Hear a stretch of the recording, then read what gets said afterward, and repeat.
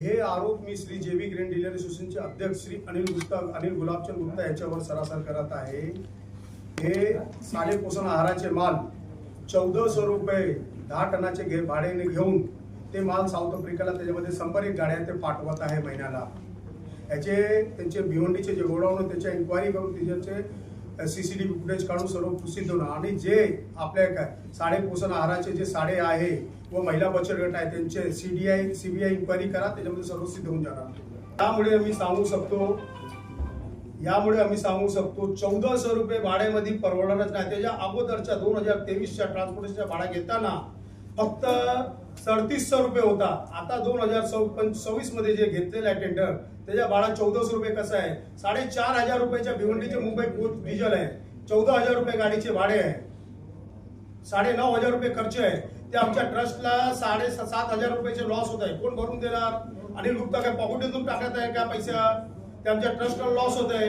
पुरावा असणार ना तेव्हा दानवे साहेब विरोधी पक्ष नेत्याने जेव्हा हे आवाज उचललेला आहे काही तर त्यांच्याकडे पुरावा असणार की तेव्हा आरोप लावलेला आहे। 4-5 आमदारांनी आरोप लावलेला आहे। आम्ही तर ट्रस्टचे बॉडीचे मेंबर आहे। आम्ही हे बोलतो की काल काय ट्रस्टवरती कारवाई झाली त्याच्यामध्ये आम्ही पण बॉडीवरती आहे। पण अनिल गुप्ता कुणाच्या एवढी दादागिरी आहे की ते कुणाला नाही। अनिल गुप्ता ट्रस्टच्या जेव्हा पैसे घ्यायचे अधिकार कुणाला नाही आहे। अनिल गुप्ता आपला पर्सनल अकाउंट मध्ये 80% आपल्या 10% आपल्या पोरगाच्या 10% आपल्या जिजाच्या अकाउंट मध्ये घेत ऑडिट रिपोर्ट मध्ये आहे। ते ऑडिट रिपोर्ट मध्ये दिलेले आहे। आमच्या महाराष्ट्र शासनाला हे अपील केलेलं आहे महाराष्ट्राच्या सीएम ला देवेंद्र फडणवीस साहेबांना आणि श्री छगन भुजबळ आमच्या मंत्री खात्याचे आहे त्यांना आम्ही एकच रिक्वेस्ट करतो की जे टेंडर 2017 साली जसं आलेला होता अटीप्रमाणे त्या अटीप्रमाणे देण्यात यावी।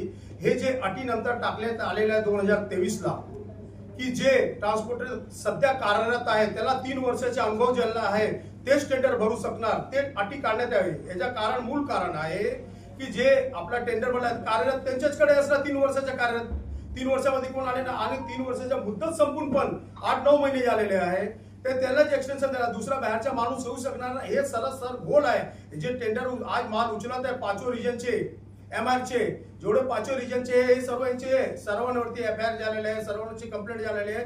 माझ्या मुद्दा एकच आहे की जे पण टेंडर मध्ये गोल जे महाराष्ट्र सक्षम ट्रान्सपोर्टर असेल त्यांना टेंडर भरण्याची परवानगी सर्वांना संधी देण्यात यावी आणि हे मुद्दा मेन काढण्यात यावी की 3 वर्षाचा हे पाहिजे की रेसलिंग मध्ये जे काम केलेलं आहे त्याला टेंडर हे मुद्दा मेन काढण्यात यावी।